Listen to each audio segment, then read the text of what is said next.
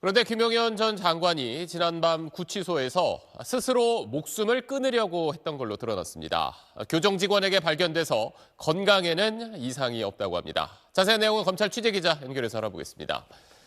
자, 이현영 기자, 먼저 구치소에서 어떻게 그런 일이 가능했는지 이 내용부터 먼저 전해주시죠.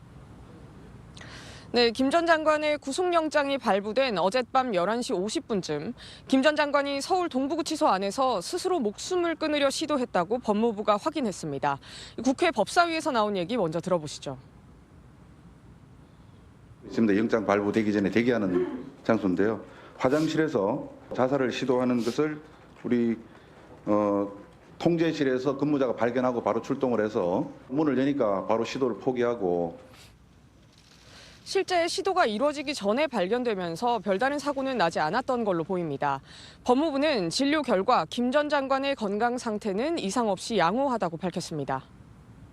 그러면 김 전 장관은 다시 이제 검찰에서 조사를 받고 있는 겁니까?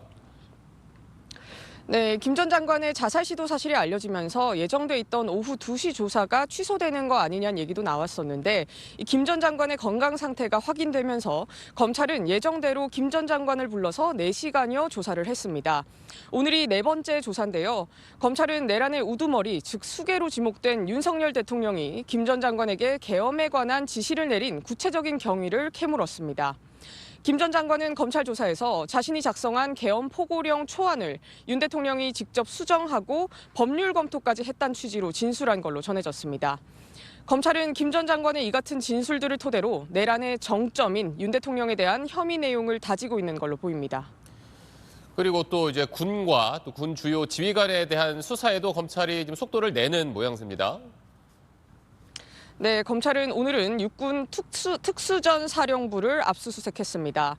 이 특전사는 계엄 당일 국회와 선관위에 병력을 투입했던 부대입니다. 곽종근 특수전 사령관이 어제 국회에 출석해 비상계엄 이틀 전인 지난 1일 계엄 관련 지시를 사전에 하달받았다고 밝힌 만큼 검찰은 압수수색을 통해서 사전에 계엄을 준비했다는 증거 등을 찾으려고 한 걸로 보입니다. 오후엔 김세훈 육군 특수작전 항공단장을 참고인 신분으로 불러 이 비상계엄 선포 당일 국회 헬기 진입이 어떻게 승인된 건지 또 누구에게 지시를 받은 건지 등을 조사했습니다.